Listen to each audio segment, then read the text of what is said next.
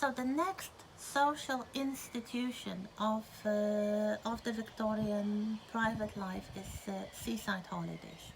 This is something that started to gain popularity in the Regency period, or perhaps even in late 18th century, but it was available only for the very, very rich, those who had private means of transport, like the Prince Regent, who had his sumptuous summer palace in Brighton, the Royal Pavilion. But now, in the middle of the 19th century, in the High Victorian period and later, more and more middle class people, and increasingly even working class people, can afford to go on holidays. They can afford it financially, so they can afford the fares for travel on the railway, and they also can afford it in the way that it is included in their patterns of work. So especially the people working in the industry, they have the right to holidays, and sometimes even the factories and the employers themselves organize some kind of holiday travel for the employees, mostly to the seaside. What was so important about the seaside and what was so popular? So, from the 18th century onwards, it was believed that the air at the seaside was particularly good for health, and if you know anything about the spread of respiratory diseases in this period, and the threat of tuberculosis especially, but all kinds of respiratory problems caused by the pollution in the cities. This was something that many people took very seriously. So when they could, they would go to the seaside and enjoy walking in this good, clean air for health reasons. Two things were not popular, or well, one was completely unknown. I mean, sun tanning. It was not fashionable to have a suntanned skin. So basically, when you were walking out of doors during the seaside holidays, you would cover more of the body than even during your regular working year in the city.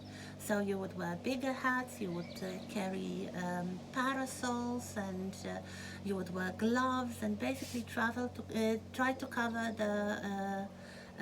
as much of your skin as possible, because it was very unladylike and unfashionable to have suntanned skin. So you had to be very careful to avoid direct exposure to sunlight. Another thing which was known but not as popular as it is today is sea bathing. So actually swimming in the sea. Not many people, and especially not many women, knew how to swim, and if you look at the kind of clothes that they would wear if they went into the water, this explains why. Actually, Queen Victoria knew how to swim. She learned how to swim when she was a child. It was believed to be quite important. Well, if you live on an island, the only way to travel to the continent was by ship. So in case of some sort of catastrophe at sea, this was potentially even life-saving. So she knew how to swim, but not many Victorian people, and especially not many Victorian women, knew how to swim. However, dipping your body in the water, in the cold water, was also believed to be beneficial for your health.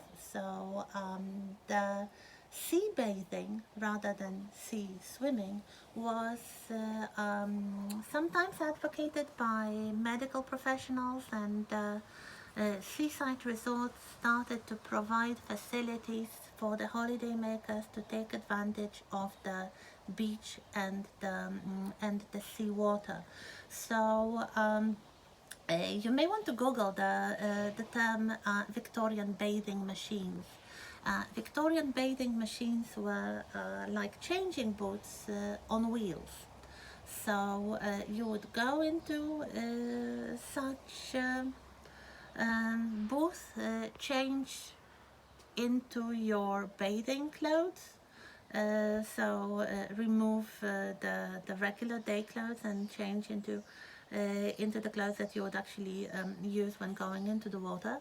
They were much more covering than later swimming costumes in the 20th century.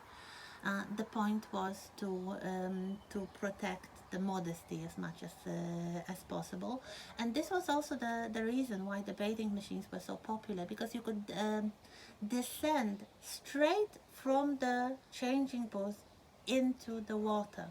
So there was a set of steps attached to this machine. So as you were changing your clothes, the whole thing was slowly lowered into the water, so you could descend from the bathing machine directly into the water, minimizing the possibility of being observed by strangers. So especially for the ladies, this was an important aspect because they were Victorians and they wanted to protect their modesty and even a fully clothed body, but wet with the clothes clinging to the skin and revealing the shape of the body. This was seen as potentially scandalous and something that people would not like to expose themselves to. So that is why the bathing machines were so popular. Um, Later in the 19th century, they go out of use and they are replaced by the standard changing boots that were typical for the much of the 20th century. So they were I would say permanent constructions at the top of the beach, but those machines were very popular in the High Victorian period. Even Queen Victoria had her own bathing machine in Osborne, so in her summer palace on the Isle of Wight. She had a private beach there, but still she used the machine to get into the water. So what were the popular aspects of the seaside holidays? So first of all, walking, promenading, and there were all kinds of walking areas. So the promenade along the seafront was a popular thing. Very many Victorian resorts have piers, so they have the promenade extending into the sea itself, basically to maximize the exposure to the air and to allow people to benefit from the air more. Gradually, the piers started to be places of all kinds of popular entertainments.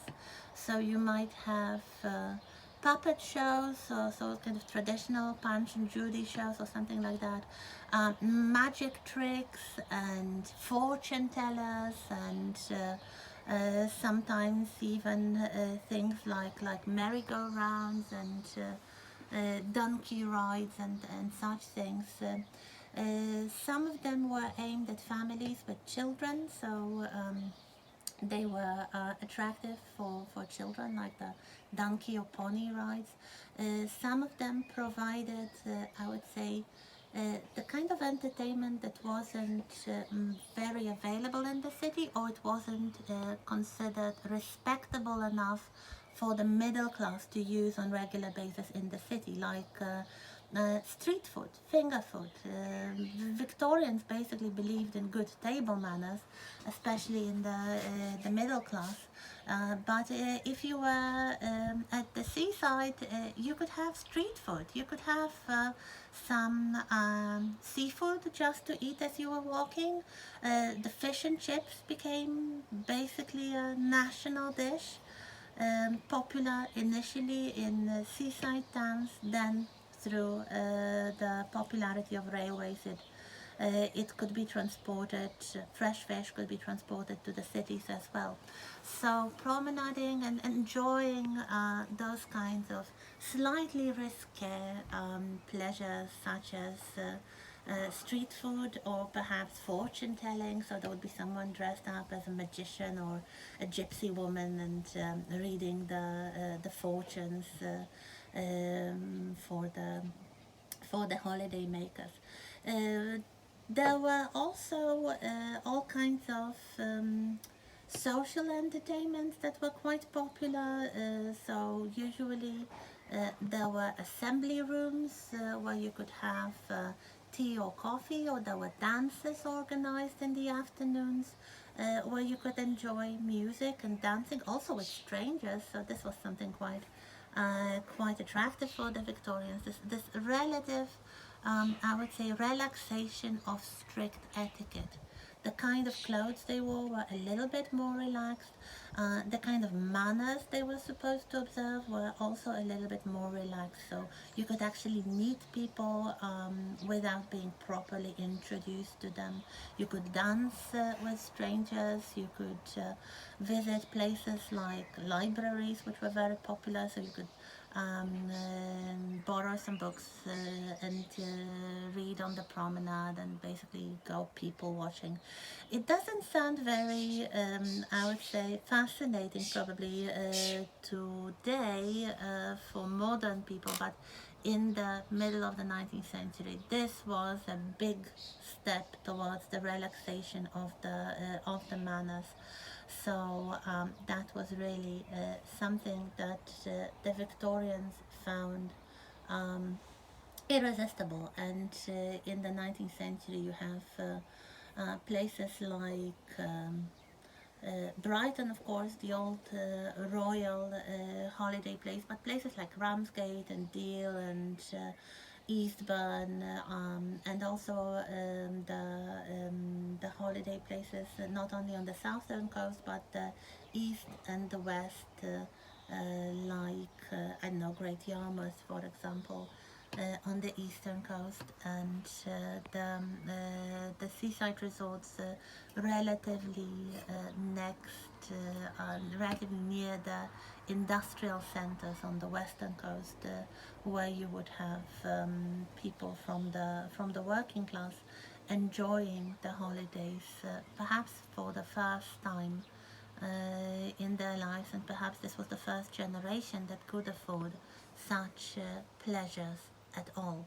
So this is another very important aspect of Victorian private life. This is the beginning of pleasure traveling, and especially the seaside excursions.